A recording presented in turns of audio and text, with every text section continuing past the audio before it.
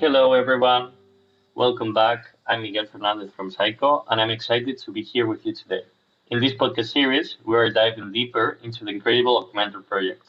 Supported by the European Union, augMENTOR is all about building a pedagogical framework enhanced by AI technologies. Today, I'm delighted to introduce our guest, Vilma Suckacke. Vilma is a PhD candidate in educational science at Kaunas University of Technology, one of the key partners in the augMENTOR project and consortium. So, with this said, hello, Vilma. It's great to have you here. How do you feel about this interview today? Hello, everyone. Hello, Miguel. It's lovely to be here with you, and I'm really excited and looking forward to having a really nice discussion about AI and the augMENTOR project. Okay, perfect. Me too. Just for our listeners to know you better, could you tell us a bit like what did you study, your background, and how did you embark in your PhD? Yes, so I've had the pleasure to explore different disciplines, different but closely related disciplines. So I started my journey after high school in the studies in philology. I studied English philology. I realized towards the end of my journey at high school that I'm really fascinated by languages, and I wanted to dive deeper into that. So I chose to study the English philology at Vytautas Magnus University here in Kaunas, Lithuania. So after my bachelor studies, I continued with my master's, and I did my master's in sociolinguistics and multilingualism. And it was a joint degree program, so I got to experience studying in several different universities in different countries. And later, I knew that I want to continue with doing my PhD. And I realized that I can actually combine two passions that I have, so languages and teaching. So that's why I chose studies in education. And I started with exploring how different technologies are used in teaching languages. But then, unfortunately, the pandemic came and killed the relevance of my topic. So I shifted to another one. I stayed within the area of technology enhanced learning, but then I moved a little bit more to innovative teaching methodologies, and I explored challenge-based learning when it was piloted in one project that we're doing with a lot of other partners in the consortium of innovative universities. So that would be my background. Okay, And nice. yeah. Yeah, it's really interesting because first you started mostly with the study of languages, and then it's like your role and your focus kind of shift to these innovating teaching technologies, right? Yes, true. Okay. And so, how did you end up from these languages and then teaching technologies, and now with this cybersecurity course, is it really your topic or is something that you have to deal and you just have to incorporate to, and you can also complement with your teaching innovating skills? Yes, so I was invited to join the augMENTOR team because of this background in technology enhanced learning. Cybersecurity isn't really my topic since, humanities and social sciences aren't very closely related maybe to cybersecurity. So my role in our KTU team was to help out with the pedagogical side of the things and to do research. And to support my team members in preparing the course and managing delivering the course to our students, identifying the most suitable methods for our students, for our learners who join the course. Okay. So that's my role in the team, but I'm very much interested in cybersecurity. In addition to working at our faculty of social sciences, humanities, and arts. I also work at the faculty of informatics.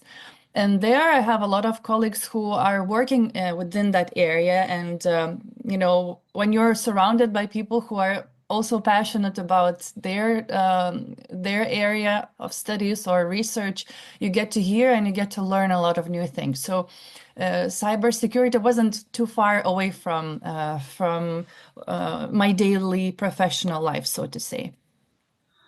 Okay, yeah, yeah. Well, in the end, I guess when you are introducing innovative teaching methodologies, there is a lot of online learning, and then cybersecurity is a really important role. Mhm. Um, Also, I would like to know if, because of this background in sociolinguistic, did it help you when you shift to more innovating teaching technologies? Like, do you think your background in languages and sociolinguistics is useful for this kind of new field? I think so. One time I was taking a taxi, and the taxi driver started talking to me, and he asked me about my background, about my education as well.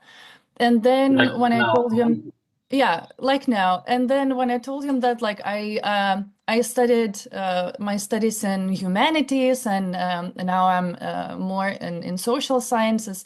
And he said one thing that really stuck with me is that if you're studying linguistics or something within humanities and social sciences, this is not really a profession. This is education. You're getting yourself really educated.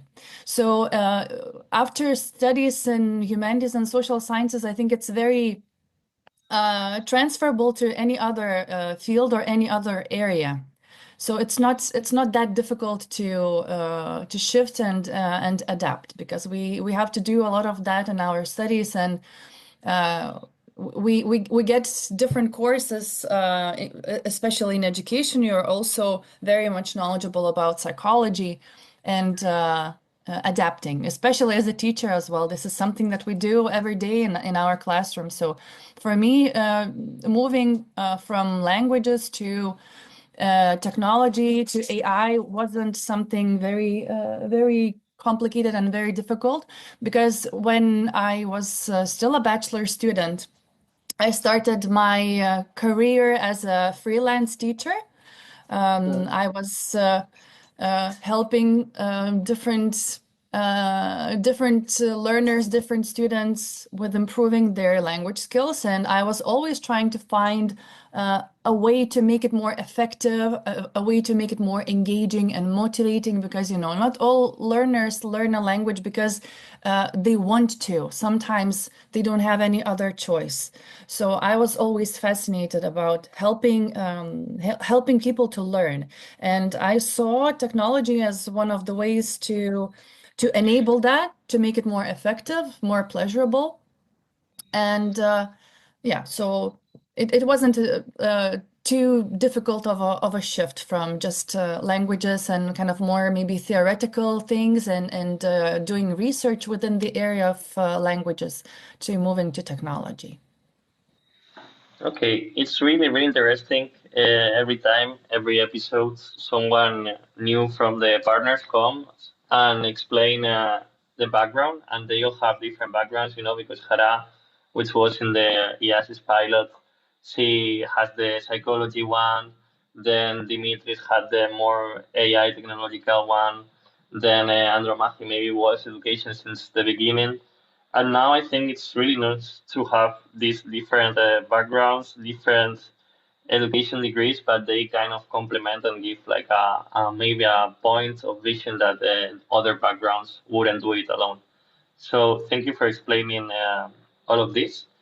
And now I would like you a bit to introduce the pilot that you're in the Kaunas Technology University. Could you tell us a bit about this cybersecurity course? How is it organized and what's about? Yes, sure. So our pilot has quite a different target group compared to other pilots. Um, our target group is not learners in high schools or not even necessarily learners at university. We are targeting learners who are working as, for example, journalists, people who are part of different NGOs, society watchdogs. So our course on cybersecurity is suitable for beginners. It's very beginner friendly, but also there are opportunities to do more advanced tasks and dive deeper into more complex assignments and areas within the cybersecurity. So I guess one of the ideas behind why cybersecurity, when all the other pilots are more related to educational topics, and here we have kind of almost purely IT, is that nowadays, when you think about it, there's a lot of threats when using the internet, and it's really important to be a critical thinker and be knowledgeable about how to identify when there's a potential threat to your personal data, to your to your bank accounts, your email passwords, and whatnot.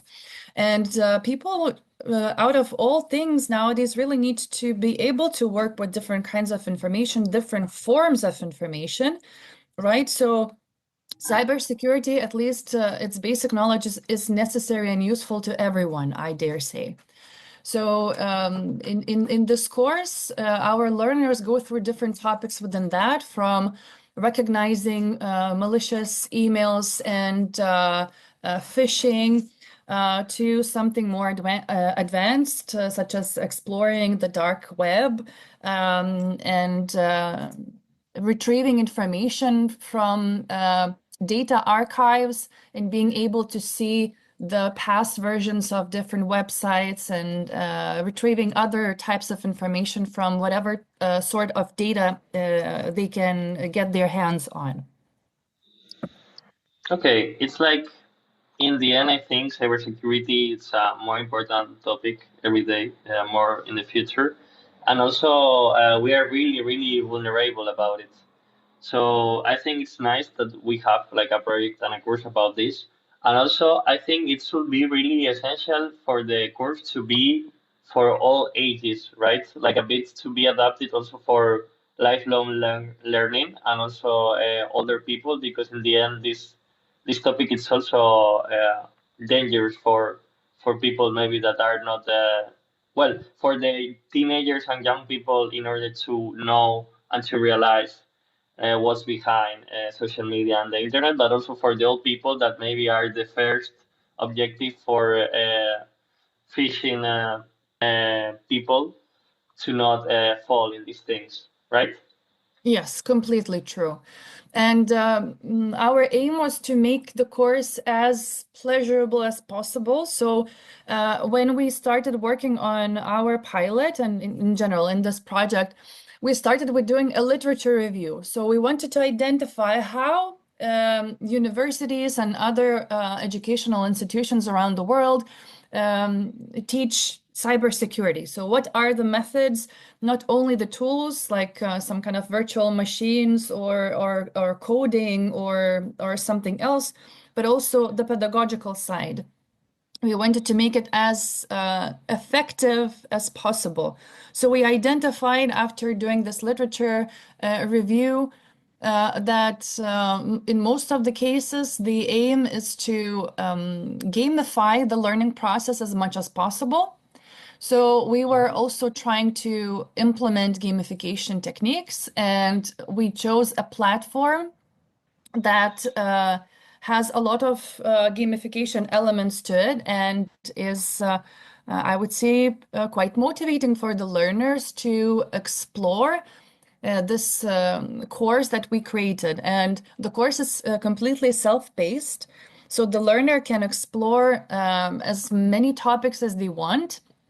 There are different rooms in the course, and they can either stick to the room and the sequence of the tasks that we designed, or they can jump to other rooms, explore more in depth. So it's very much related to the intrinsic motivation of the learner, how much they want to take out of this course. So we created like this at least basic pathway for the learner to follow, but if they want, they can explore much more. And the platform that we chose, namely TryHackMe, allows the learner to really enjoy their learning process, I would say. Okay, so in the end, in augMENTOR project, most of the pilots are run using the learning management system model.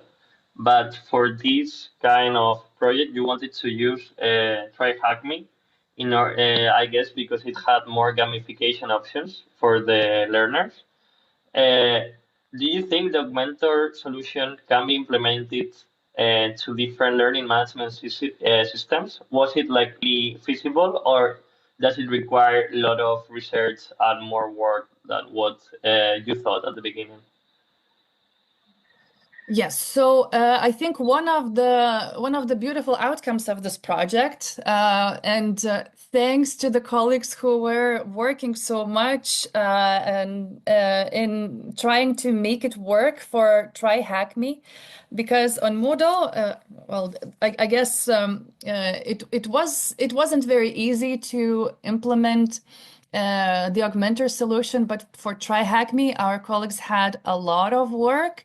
There was so much great effort and teamwork added so that we can have this Augmentor solution working on TryHackMe, which is not an open source platform. It is actually like a service where you have to have credits so that you can take the courses and follow these different rooms. So one of the great outcomes of this project is definitely that our colleagues who are responsible for the tech part, they proved that it's possible. And I'm really, really proud of them and what they managed to achieve. Okay, that's really, I think, from all the course and the pilots in KTU. I think it's really nice that you try different learning management systems because this will facilitate the integration of the solution in different platforms, not only Moodle, making it more diverse and more accessible for different type of courses. So yeah, you should also congratulate your colleges from our part. I'm sure it was a nice job.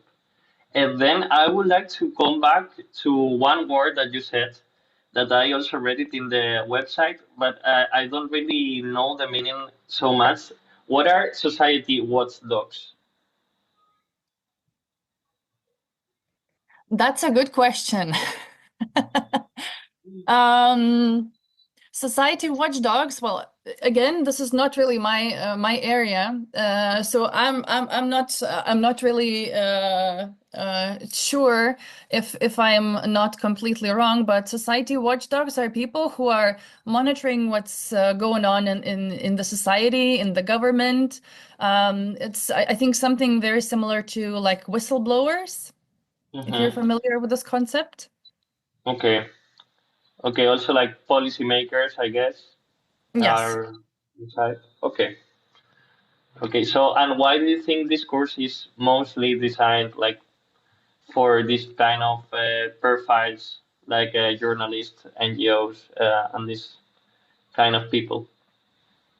A lot of these people, especially if we would think about people who work in different NGOs or those society watchdogs, a lot of them work without even being paid. A lot of them are doing volunteering work, so they don't necessarily have the right skill set, especially in terms of these technical competences to retrieve different types of information and protect themselves on while they're exploring different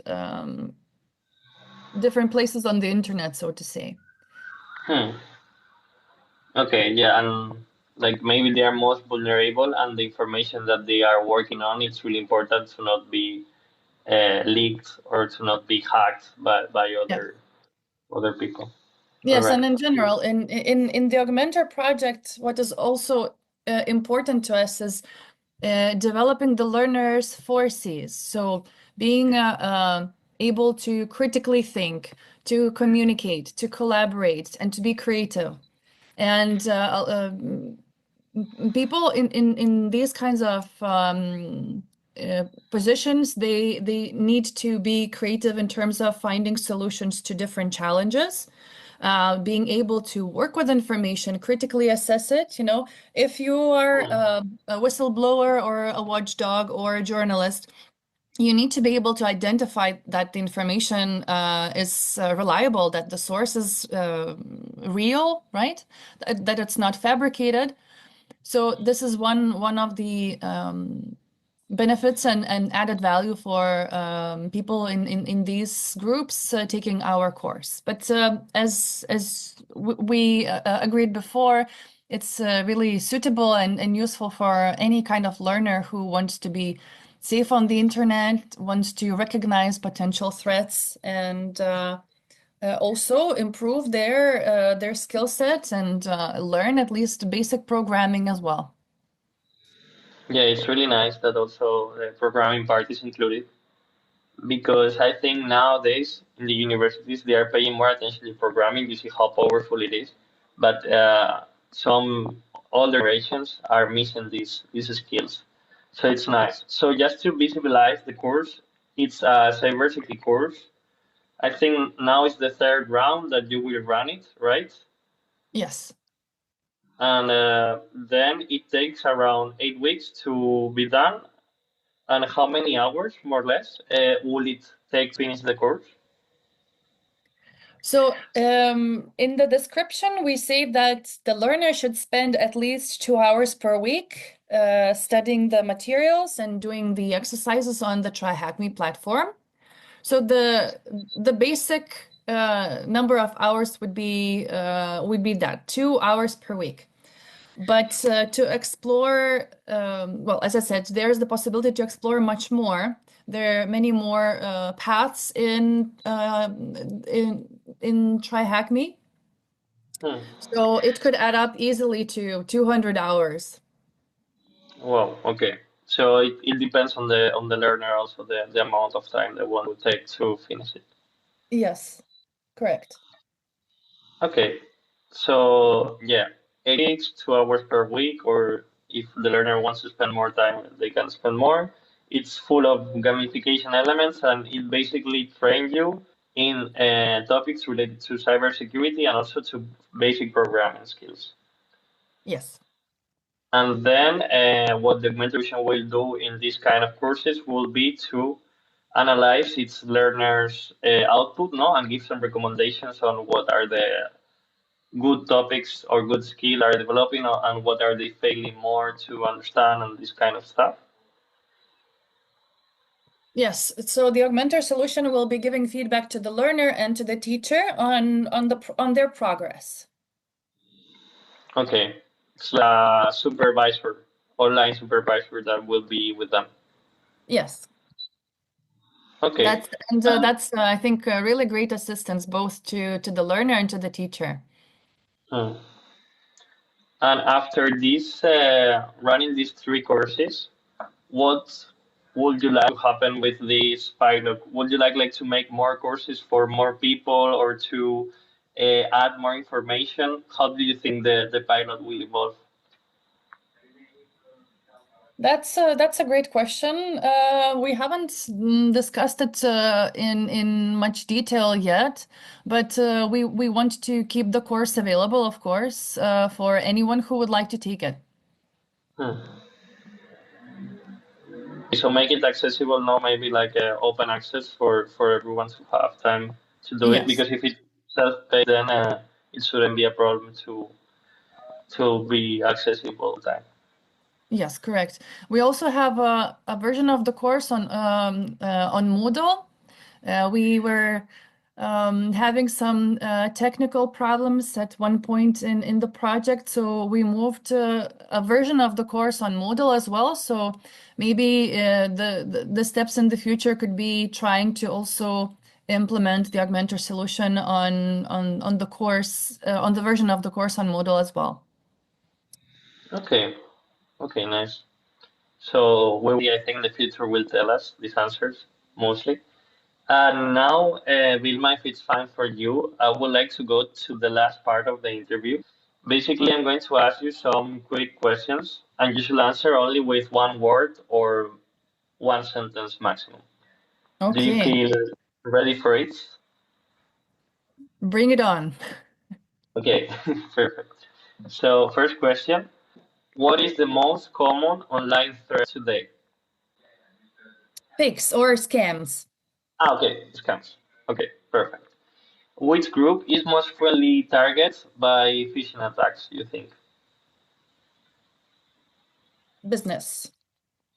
This is- What is the most simple way to protect our online accounts? Strong passwords. What do you think is the most rewarding outcome for participants after completing this cybersecurity course? Improvement. Will AI replace the jobs of translators and people that are studying linguistics? No. How can we encourage educational institutions to adopt the augmented solution? Dissemination. Which topic in the course do participants find most surprising? Maybe protection against phishing. Okay. What is one skill you believe everyone should have in the digital age? Mindfulness. Nice. Will emerging technologies like AI improve cybersecurity, or they have the opposite effect? I think they will improve cybersecurity. Okay. And finally, in your opinion, what is the most important takeaway from this course pilot of KTU? You mean for the learner or for us as the project team? If you want, as the project team. The power of working in multidisciplinary teams. Okay. And now that you also asked this, what would be like the takeaway or the highlight of the learner after finishing this course? I'm not sure how to put it in the right words. I hope being a little bit scared. Okay. Yeah. Be more aware, maybe, no, of the Yeah. situation. Okay. Nice. Okay. Thank you so much, Vilma. This has been all. Before we wrap up, is there any message you would like to share with our audience? Mm, I would like to encourage people to continue learning and really support this lifelong learning initiative and well movement, so to say, and continue learning.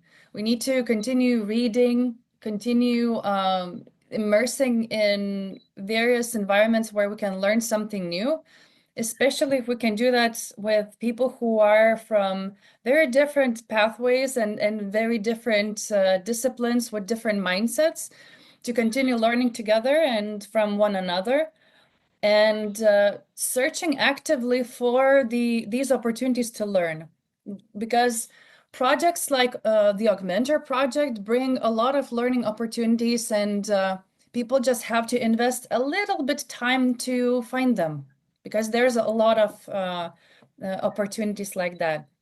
I always say that we work on these Erasmus projects, Horizon projects, and there's many more projects out there as well. And we have very strong consortiums that produce great learning opportunities and learning resources. And sometimes they just stay somewhere on the website or in the drawer, and people are not really using it because they're not putting enough active effort to search for the learning opportunities. So never stop learning. That's what I would say. Okay, that's nice. I like this. Never stop learning, and also to try to disseminate our project and to reach the most of the people and not just finish the project and forget about it. I think it's really important. Okay, Yes. thank you so much, then, Vilma, for the chat and the interview. So this has been all. Be sure to, for our listeners, to tune into future episodes as we continue to explore the exciting world of AI in education and the innovative augmented project. It's been Miguel Fernández from SciCo and Vilma from Kaunas University of Technology. Goodbye. Thank you, everyone. Bye bye.